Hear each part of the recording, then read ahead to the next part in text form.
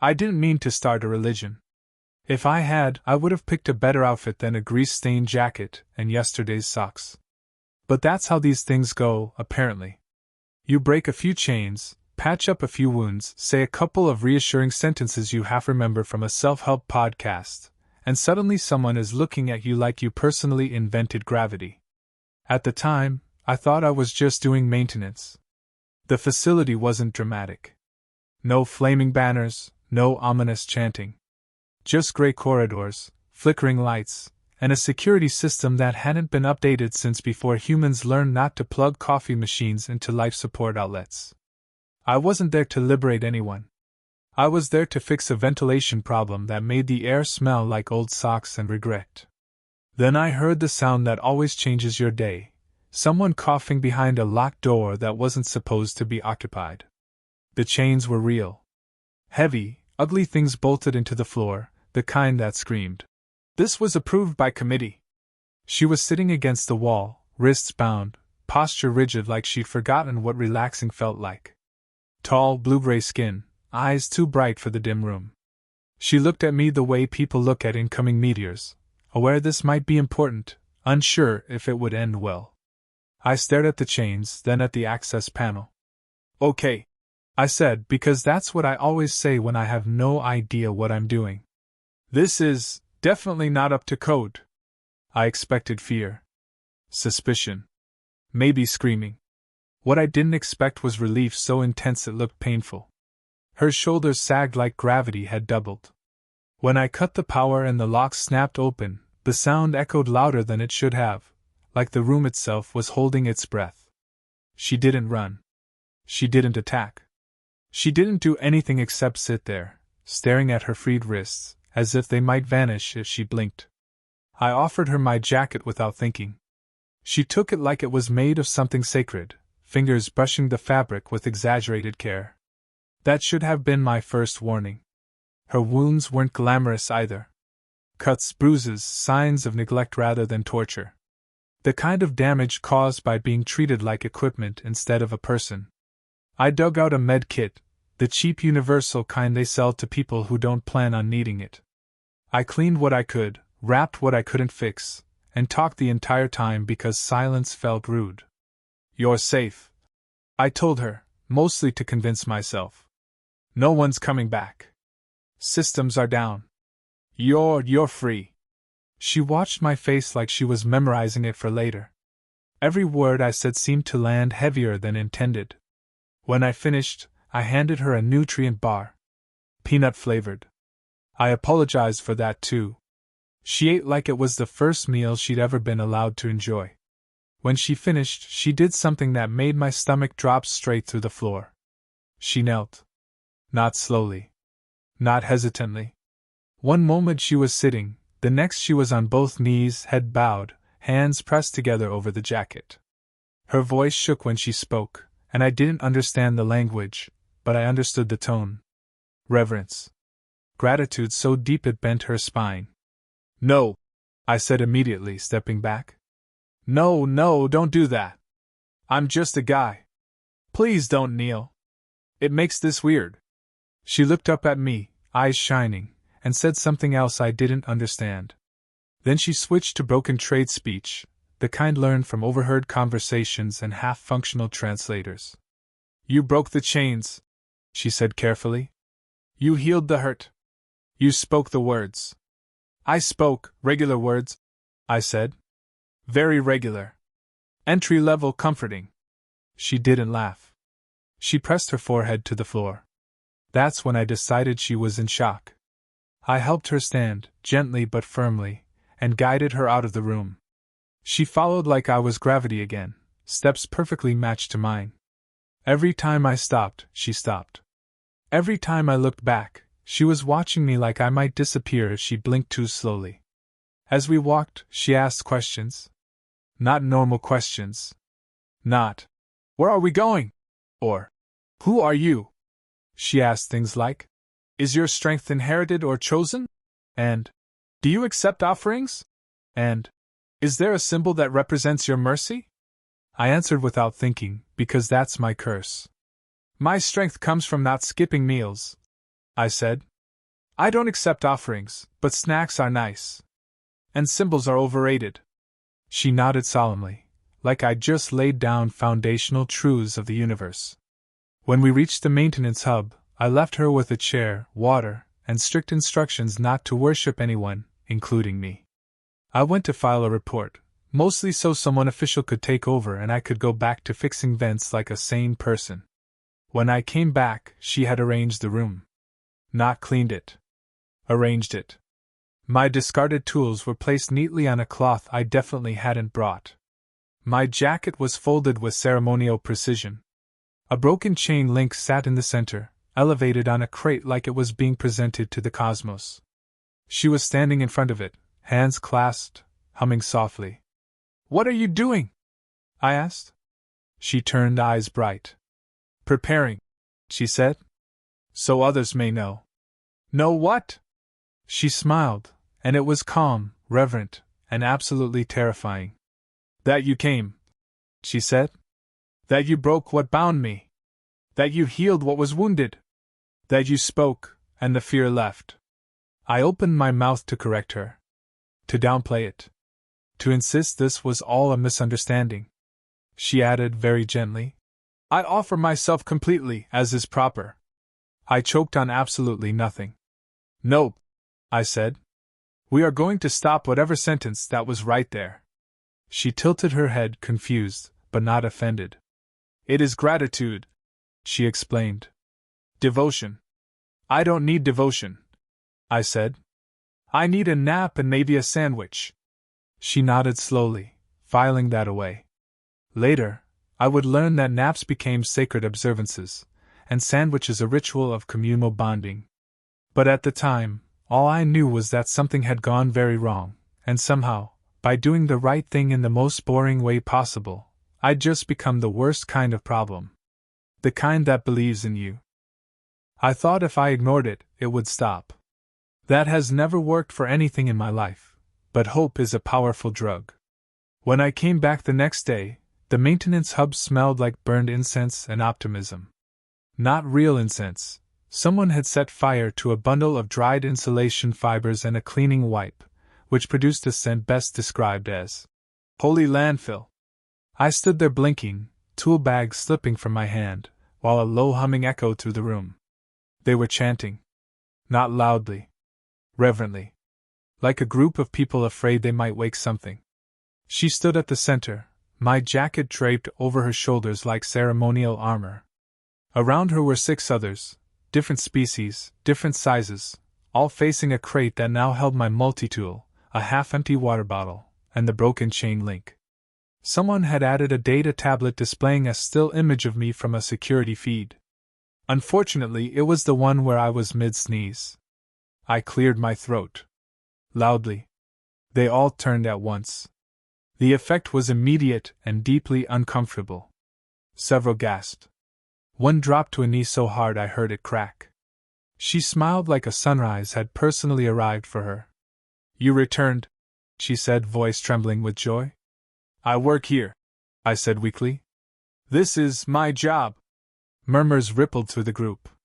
"He labors among us," someone whispered. "No," I said. "I labor for a paycheck." They nodded, impressed. I pointed at the crate. "Why is my trash on an altar?" "It is not trash," she said gently. "It is what you touched. That's worse." She gestured to the multi-tool. "With this, you commanded metal to obey." I tightened a bolt. "With faith," she insisted. I tried a different approach. "Okay. Let's all just take a breath. No kneeling. No chanting. Definitely no setting things on fire indoors. I am not a god." A collective pause followed. They looked at each other, then back at me. "So humble," someone murmured. I pinched the bridge of my nose. Things got worse when more people arrived. Apparently, she'd been busy. Very busy. Word spread fast in a place where hope was rare and boredom was lethal. By midday, there were a dozen visitors, all eager to see the breaker of chains. They brought offerings. Not money or gold, practical things. Tools. Food. A suspicious number of jars with lids screwed on way too tight. I tried to refuse everything. Every refusal was interpreted as restraint. Please stop bringing me things, I said. He asks for nothing, she announced proudly. No shrines, I said. He rejects false idols, someone translated. Stop calling me that. He denies titles, she said, glowing. The first miracle happened by accident. Someone complained that the communal network was down. I sighed, walked over, unplugged the router, waited 10 seconds, and plugged it back in. The lights blinked. The connection restored. The room went silent. Then chaos. They dropped to their knees like gravity had been turned up. Someone cried. Someone else started chanting again, louder this time. She stared at me like I'd just rearranged the stars. I fix Wi-Fi, I said desperately. This is not divine. This is basic troubleshooting. Behold, she said, voice shaking. He banishes the invisible silence. I tried to leave. They parted like a reverent tide. The next miracle was opening a jar. I wish I were joking. One of them handed me a container, eyes wide with anticipation.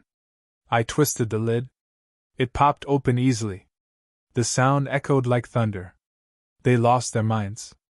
I spent the afternoon performing increasingly mundane tasks while a growing crowd watched in religious awe. Changing a filter. Resetting a console. Finding a lost data chip in under 30 seconds. Each act was met with whispers, bowed heads, and frantic note-taking. I denied everything. I explained everything. I begged. They listened politely and recorded my words verbatim.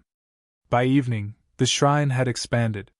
Someone had built a symbol, a crude sketch based on my multi-tool crossed with a sandwich. Under it, words had been written in careful script. He repairs. He nourishes. He rests. I stared at it for a long time. She stood beside me, hands clasped. Is it acceptable? She asked softly. We tried to honor simplicity. I don't want to be honored, I said. I want you all to stop. Her expression faltered for the first time. Not anger. Confusion. But you changed everything. I changed a lock and applied disinfectant. You saw me, she said quietly. Not as property. Not as function. As me. I didn't have a joke for that. More followers arrived the next day. Then the day after that. They brought stories, wildly inaccurate ones. Tales of me standing unafraid before armed guards. Of machines bowing to my will. Of chains falling apart at my gaze. I corrected them every time. The stories got better. By the end of the week, they'd started asking me to bless things. Tools. Rooms. Relationships. I refused. They thanked me for my wisdom. She never asked for romance. Never touched me without permission. Her devotion wasn't desire, it was certainty. Purpose. I had become the shape she built meaning around, and the more I resisted, the more sacred it seemed. I went to sleep one night to the sound of quiet chanting outside my quarters. I dreamed of routers and jars and a galaxy that desperately needed tech support. When I woke up, someone had placed a sign on my door. Do not disturb. It read. Below that in smaller letters. The god is napping. By the time I realized I needed to dismantle the cult instead of just outweighting it, it already had a schedule. I learned this when someone slid a data slate under my door titled Daily Observances. There were time blocks. Chanting blocks.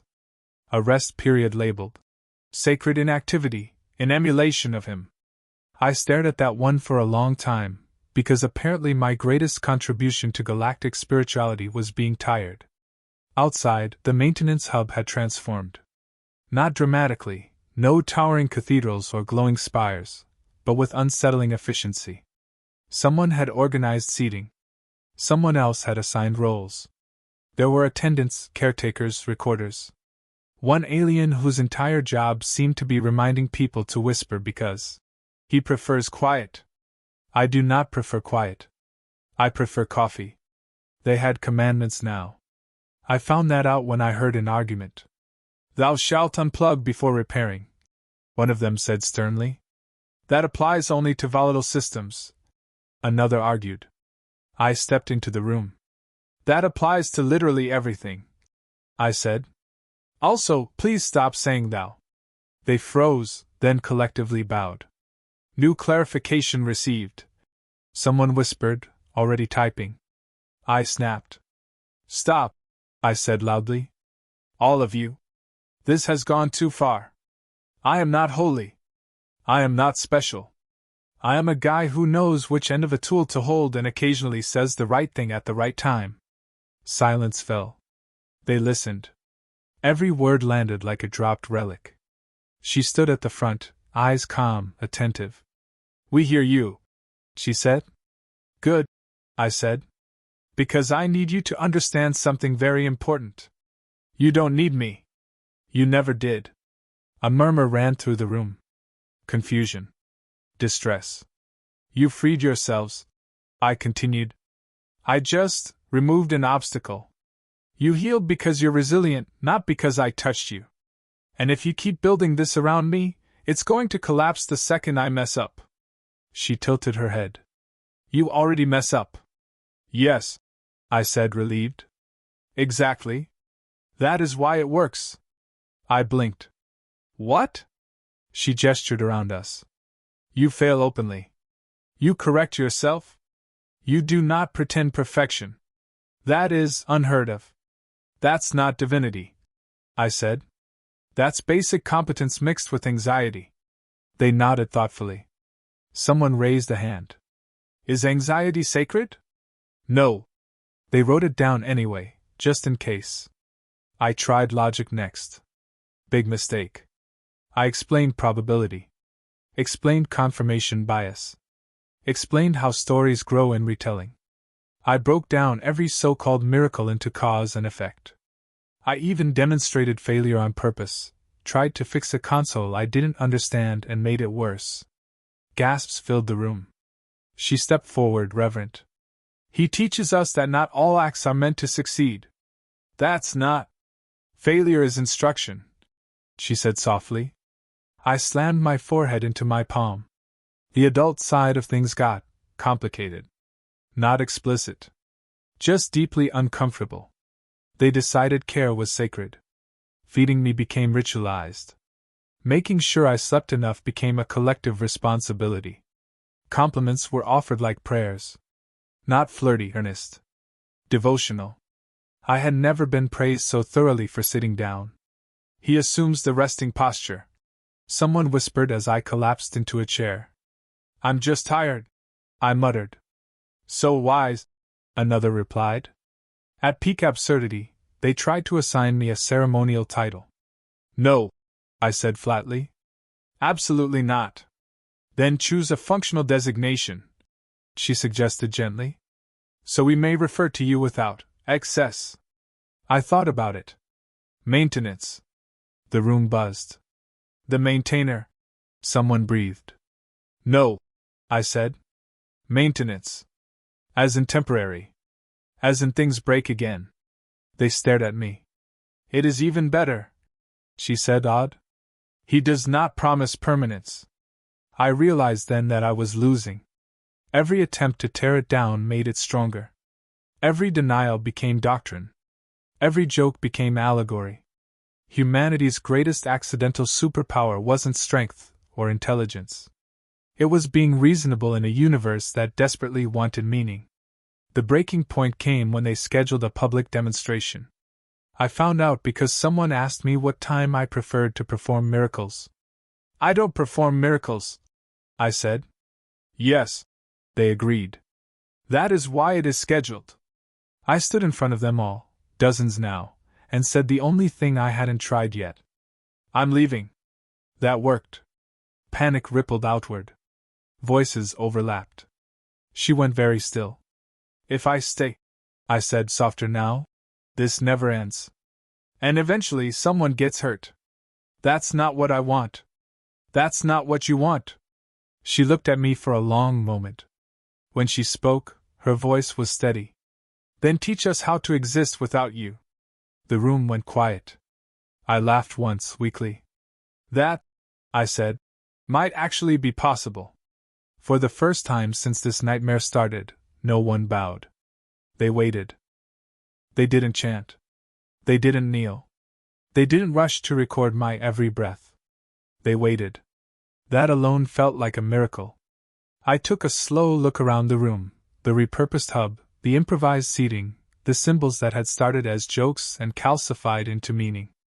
I'd spent so long trying to tear it down that I hadn't considered the obvious truth. You don't end a belief by insulting it. You end it by outgrowing it. All right, I said finally. Here's the deal. Every eye stayed on me, but something had shifted. Curiosity now, not reverence. I'm leaving this station, I said. Soon. And when I do, I'm not coming back. No secret return. No dramatic final appearance. Just gone. A ripple moved through them, but no one interrupted. But, I continued, what happens next is up to you. And if this, I gestured vaguely at the shrine, the notes, the accumulated nonsense, is really about strength, or healing, or meaning, then it can't be about me. She stepped forward. Not kneeling. Just standing. Then what should it be about? I thought about chains hitting the floor. About disinfectant stinging cuts clean. About a jacket offered without hesitation. Capability, I said. Responsibility. Helping without owning. Fixing what you can and accepting what you can't. A few of them nodded slowly. You don't need a god, I added. You need standards. That got a laugh. Actual laughter. Nervous but real. So we started small. I took down the shrine myself. Carefully. Not dramatically. I handed items back to their owners. The chain link went last. She hesitated before taking it, then tucked it away, not on display, just kept. Next I taught. Not sermons. Workshops. How to troubleshoot systems instead of praying at them. How to tell when something was broken versus misunderstood. How to help someone without making them dependent. I showed them how I fixed the Wi-Fi, step by step, until 3 different people could do it better than me. The first time someone fixed a problem without looking at me for approval, I felt something loosen in my chest. We rewrote things together. The commandments became guidelines. The chants became reminders. The title lists were shredded. Someone asked what to call the belief system now. Don't, I said. Just practice it. They tried to argue. I stared until they stopped. On my last day, she walked with me to the docking corridor. The place smelled like coolant and endings. You will be remembered, she said. I'd prefer not to be, I replied. She smiled, just a little. Too late. But not as you fear. I raised an eyebrow. She held up a small data slate. On it was a symbol, not my multi-tool, not my face. Just a simple mark representing problem-solving hands passing something forward. We call it humanity, she said. Not you. What you did. I groaned. That's worse. That's so much worse. She laughed. The sound was lighter now. Free. You showed us that power does not require chains, she said. That healing does not require ownership. That humility can be strength. I stepped onto the ramp. Please don't build temples. No temples, she promised. Training centers. I paused. Please don't quote me, she considered. We will try. The hatch closed. The ship lifted. As the station shrank behind me, I let out a breath I'd been holding for weeks. I checked the public network out of curiosity. There it was. A new header. No gods. No miracles. Just a tagline, translated into a dozen languages. If it's broken, learn how to fix it. If it's hurting, help without owning.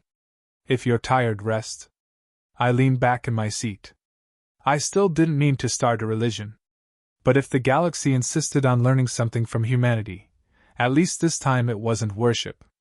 It was competence. And honestly, That might be the most dangerous belief of all.